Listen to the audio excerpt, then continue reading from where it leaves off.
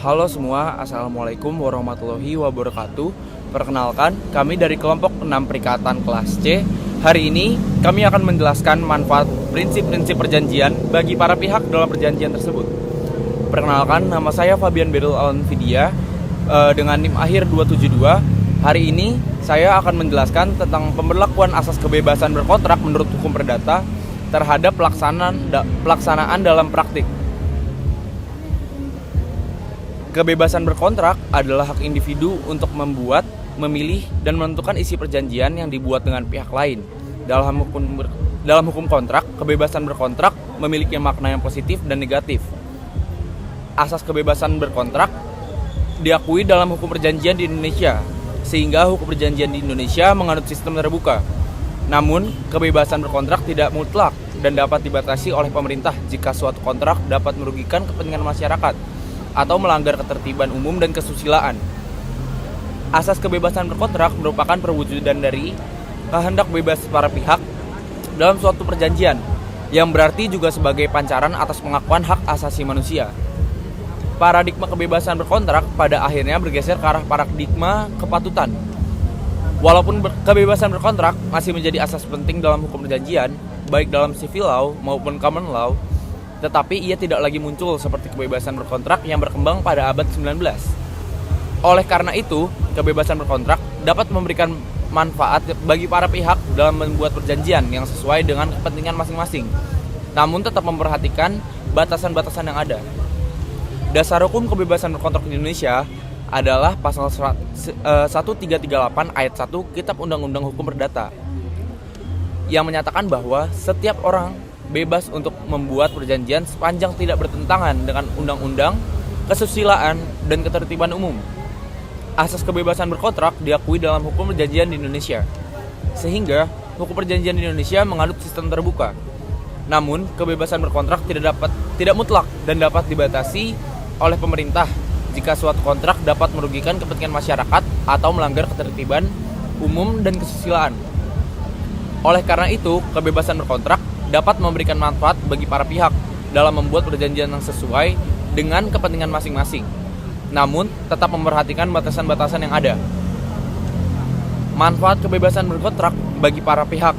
Yang pertama, ada bagi individu, yaitu kebebasan berkontrak memberikan hak kepada individu untuk membuat perjanjian yang sesuai dengan kepentingan masing-masing. Dengan kebebasan ini, individu dapat menentukan isi perjanjian yang dianggap paling menguntungkan bagi dirinya. Lalu bagi bisnis, kebebasan berkontrak memberikan fleksibilitas bagi bisnis untuk menentukan isi perjanjian yang sesuai dengan kebutuhan bisnis. Bisnis dapat membuat perjanjian yang menguntungkan bagi kedua belah pihak dan dapat membantu dalam menjalin hubungan bisnis yang baik. Bagi masyarakat, kebebasan berkontrak dapat membantu dalam menciptakan iklim bisnis yang sehat dan dapat meningkatkan kesejahteraan. Dengan adanya perjanjian yang menguntungkan bagi kedua belah pihak, maka akan tercipta hubungan yang saling menguntungkan dan dapat membantu dalam meningkatkan perekonomian masyarakat. Lalu bagi pemerintah, kebebasan berkontrak dapat membantu pemerintahan dalam menciptakan iklim bisnis yang sehat dan dapat meningkatkan perekonomian negara. Dengan ada perjanjian yang menguntungkan bagi kedua belah pihak, maka akan tercipta hubungan yang saling menguntungkan dan dapat membantu dalam meningkatkan perekonomian negara. Sekian dari saya, kurang lebihnya mohon maaf. Terima kasih dan wassalamualaikum warahmatullahi wabarakatuh. Nama saya Kali Syamara dengan NIM akhir 473, izin melanjutkan pemaparan yang sudah disampaikan oleh teman saya sebelumnya.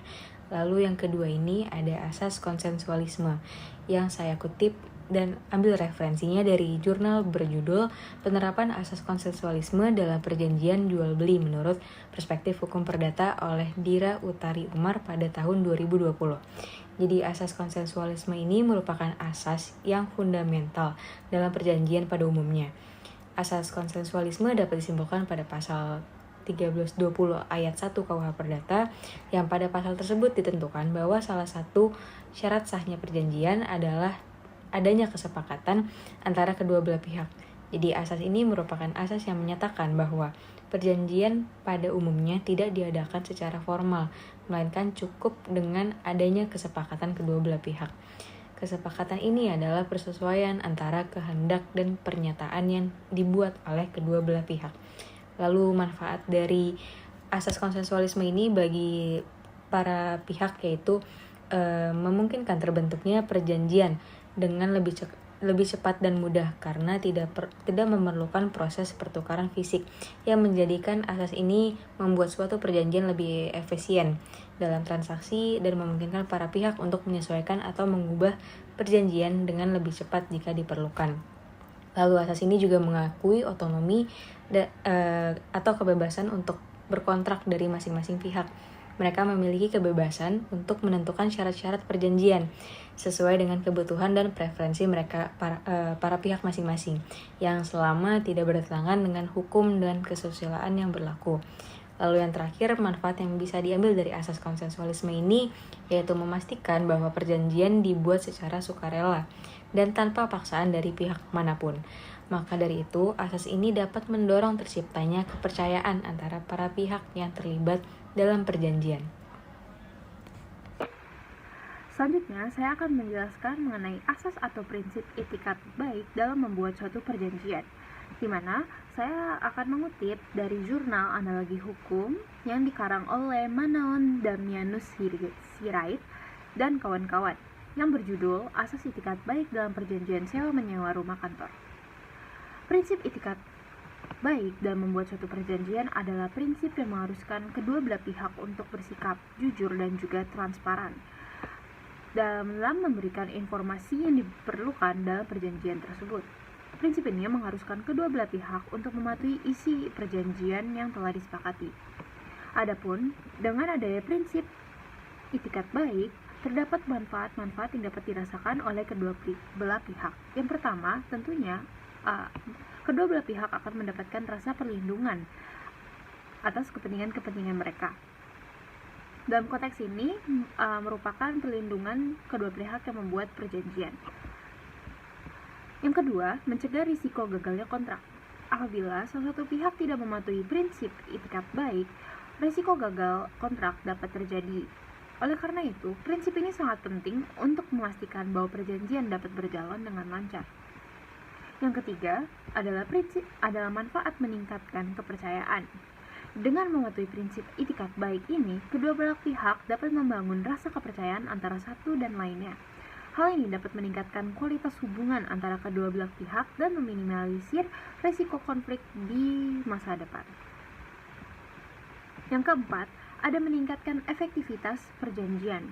Dengan mematuhi prinsip itikat baik, perjanjian dapat berjalan dengan lebih efektif karena kedua belah pihak telah memberikan informasi yang jujur dan juga transparan.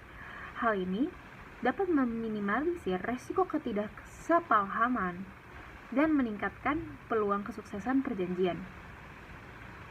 Yang terakhir adalah mencegah risiko tindakan hukum. Apabila salah satu pihak tidak mematuhi prinsip itikat baik, maka risiko tindakan hukum dapat terjadi. Oleh karena itu, mematuhi prinsip ini dapat membantu kedua belah pihak untuk menghindari risiko tindakan hukum yang tidak diinginkan.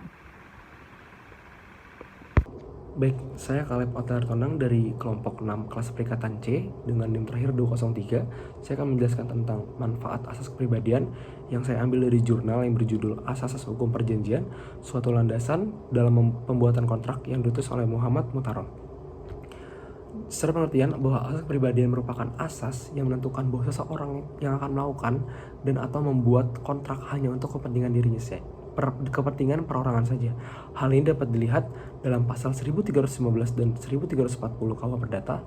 Pasal 1315 KUH Perdata menegaskan bahwasanya pada umumnya seseorang tidak dapat mengadakan perikatan atau perjanjian selain untuk dirinya sendiri.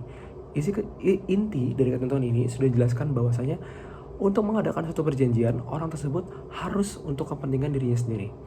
Pasal 1340 KUH Perdata berbunyi, perjanjian hanya berlaku antara pihak yang membuatnya. Hal ini mengandung bahwa maksud perjanjian yang dibuat oleh para pihak hanya berlaku bagi mereka yang membuatnya. Namun demikian, ketentuan itu terdapat pengecualian sebagaimana diintroduksi dalam pasal 1317 KUH Perdata yang menyatakan dapat pula perjanjian diadakan untuk kepentingan pihak ketiga bila suatu perjanjian yang dibuat untuk diri sendiri atau suatu pemberian kepada orang lain mengandung suatu syarat semacam itu. Pasal ini mengkonstruksikan bahwa seseorang dapat mengadakan perjanjian atau kontrak untuk kepentingan pihak ketiga dengan adanya suatu syarat yang ditentukan. Sedangkan dalam pasal 1318 KUH Perdata tidak hanya mengatur perjanjian untuk diri sendiri, melainkan juga untuk kepentingan ahli warisnya dan untuk orang-orang yang memperoleh hak daripadanya. Jika dibandingkan kedua pasal itu, maka pasal 1317 KUH Perdata mengatur tentang perjanjian untuk pihak ketiga, sedangkan dalam pasal 1318 KUH Perdata untuk kepentingan dirinya sendiri, ahli warisnya, dan orang-orang yang memperoleh hak dari yang membuatnya. Dengan demikian, pasal 1317 KUH Perdata mengatur tentang pengecualiannya, dan pasal 1318 KUH Perdata memiliki ruang lingkup yang luas. Sekian dan terima kasih. Saya Kamila Jasmine dengan NIM akhir 469 akan menjelaskan tentang asas proporsionalitas yang merujuk pada artikel eksistensi asas proporsionalitas dalam hukum perjanjian, manifestasi, dan dinamika yang ditulis oleh Sarbini. Asas proporsionalitas sejatinya tidak menekankan pada aspek hubungan matematis yang hanya sekedar untung dan rugi. Lebih dari itu, asas proporsionalitas menekankan adanya kualitas perjanjian serta pertukaran yang patut dalam setiap perbuatan hukum. Hal inilah yang semakin mempertegas bahwa dalam asas proporsionalitas menekankan aspek moralitas dalam pelaksanaannya. Asas proporsionalitas bermakna sebagai asas yang melandasi atau mendasari pertukaran hak dan kewajiban antara para pihak sesuai dengan proporsi atau bagiannya dalam seluruh proses kontraktual. Asas proporsionalitas mengandaikan pembagian hak dan kewajiban diwujudkan dalam seluruh proses hubungan kontraktual, baik pada fase prakontraktual, pembentukan kontrak, maupun pelaksanaan kontrak.